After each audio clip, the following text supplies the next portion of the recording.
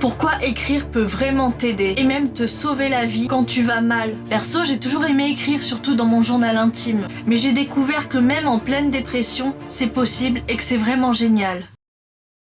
Bienvenue sur Pensées troublées, la chaîne où je te parle de santé mentale pour atteindre des sommets petit pas après petit pas. Alors c'est parti pour les 8 bonnes raisons d'écrire quand on va mal.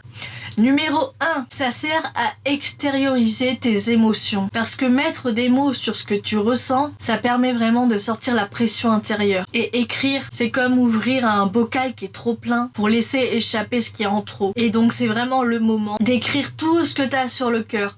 Par exemple, si t'es énervé, tu peux insulter tout le monde que tu veux, tous les gens, tout ce que tu veux. Dans ton journal intime, personne le verra. Ou si tu es triste, tu peux tout exprimer. Numéro 2, ça sert à clarifier tes pensées aussi. Parce qu'en fait, quand tu es submergé, c'est là où nos pensées elles sont le plus confuses. Et vraiment, écrire ça aide à les organiser et à mieux comprendre ce qui se passe dans ta tête. Et 3e, ça sert à se comprendre soi-même. Du coup, c'est logique, c'est la suite. Écrire, ça peut révéler des schémas, des déclencheurs que tu as, ou des besoins ou même des limites que tu as et que tu t'étais pas rendu compte, que tu pouvais ignorer. En fait, c'est un peu un miroir intime, ton journal intime. Quand tu écris tout ce qui te passe, après, tu peux relire quand t'es plus calme et tu peux faire un bilan sur tout ça. 4e, justement, ça sert à prendre du recul.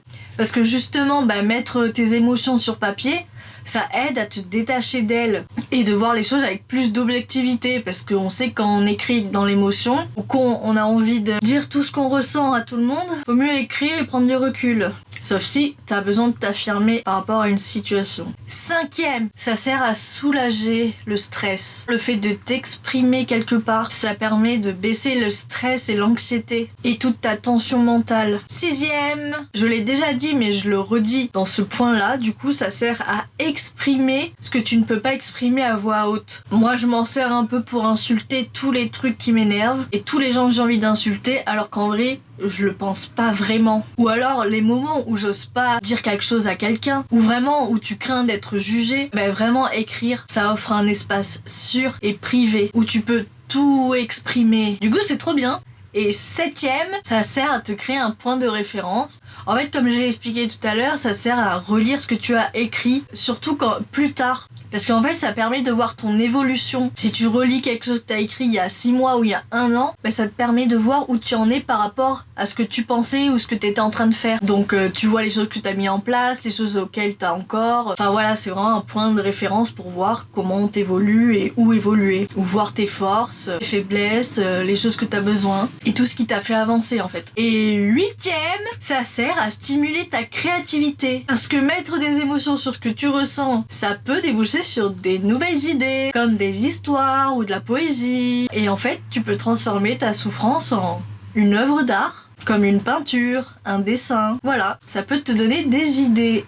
Conclusion, t'as pas besoin d'écrire tous les jours, ne t'oblige pas à écrire. Et si vraiment ça peut t'aider, voilà, tant mieux pour toi. Mais c'est juste que des fois, même quand tu vas pas bien, juste une phrase, un mot, même plusieurs mots, ou même un dessin, ça peut t'aider un peu. Donc c'est bien d'avoir des petits outils comme ça dans les moments où tu vas pas très bien ou que tu sais pas comment t'exprimer. Et puis écrire ce que tu ressens, ce qui t'a fait sourire, ou ce qui t'a rendu triste, ce qui t'a mis en colère. Ça peut aussi te rappeler pourquoi tu continues. Et petit pas après petit pas, c'est déjà énorme. Il ne s'agit pas de perfection, juste de soutien.